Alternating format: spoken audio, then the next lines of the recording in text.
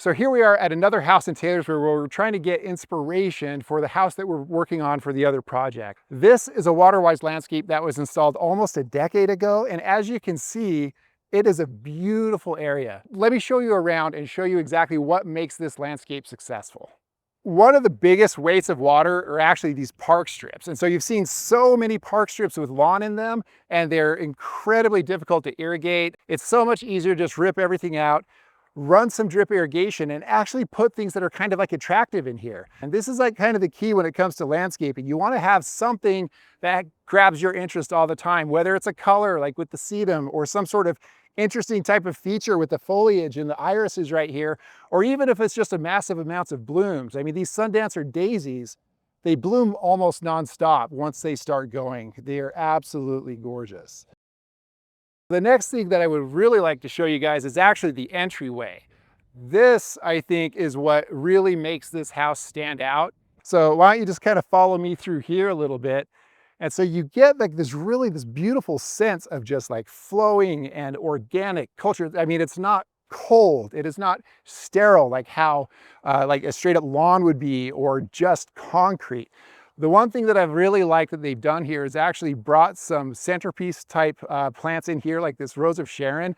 It's not blooming yet, but starting around mid-July, this thing will start blooming, and it's just gonna keep going until it freezes. So this is a really unique small tree that doesn't take up a whole lot of space, that is really very showy. Now over here, I kind of want to show you the next thing that makes a landscape really pop. And this is something that people don't really think about. It's actually going to be your foliage and some interest as far as like variegation. So variegated foliage or bright foliage is actually something that's going to capture attention from the street. This big blob of yellow is going to be very eye-catching. A key concept in water-wise landscaping is the central open shape when it comes to your lawn. This is a functional space.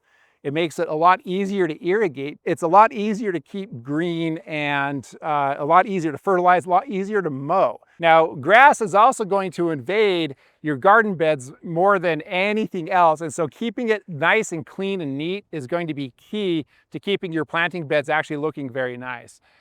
Now, having a large planting bed for some people might seem like a little bit overwhelming, but quite honestly, this is going to be the least amount of maintenance that you have.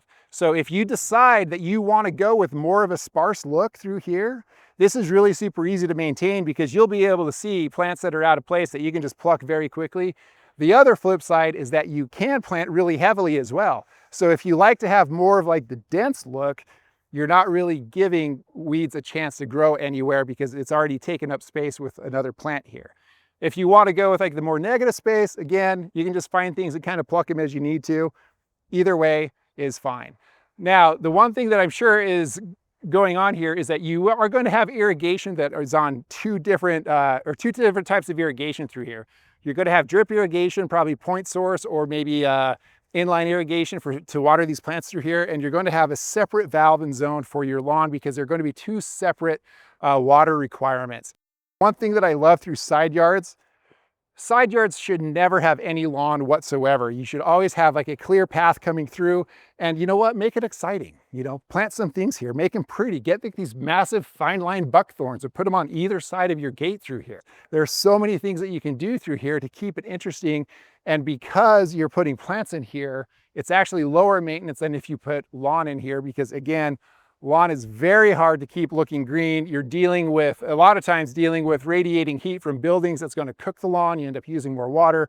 When you actually use plants, you actually end up using a little bit less water throughout the whole area. This for sure is one of the elements that we're going to be bringing into the project house.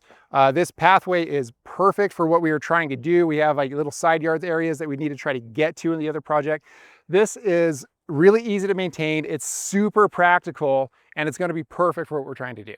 Now come see the backyard. This is what I think is done really well. So I love how this pathway just comes all the way through. We get more and more plants through here. We have activity zones for the grandchildren when they come over. I mean, you've got like a garden area, and then a drinking fountain. I mean, there's so many things that you can do. And also, if you look, same type of concept as the front yard. In the backyard, you have like a central open shape in here. Makes it very easy to work with, very easy to maintain, very easy to mow, very easy to edge, hardly takes any time whatsoever.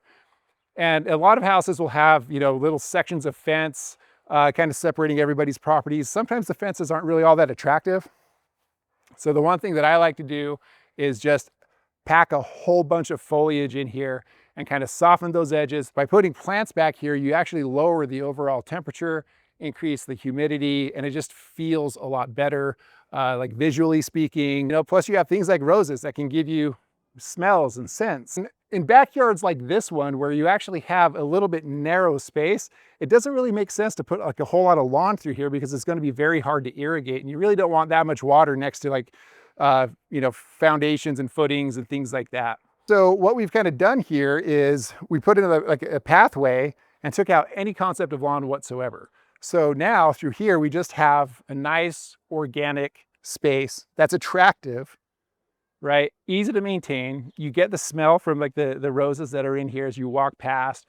And then a very interesting weeping mulberry tree that I know that their grandkids are going to go and hide in under here.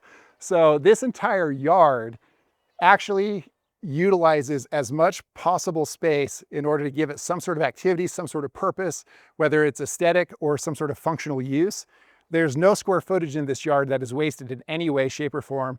It's easy to maintain, saves tons of money on water, and is just unbelievably attractive. So one of the elements that we're going to bring into the new project for sure is going to be opening up the front area. A lot of these old houses just have like one entry point off of the driveway. It doesn't make a whole lot of sense. It's not very inviting. This here has multiple entry points, and it's interesting to really look at. We are definitely going to bring this to the other project that we're doing at the other house.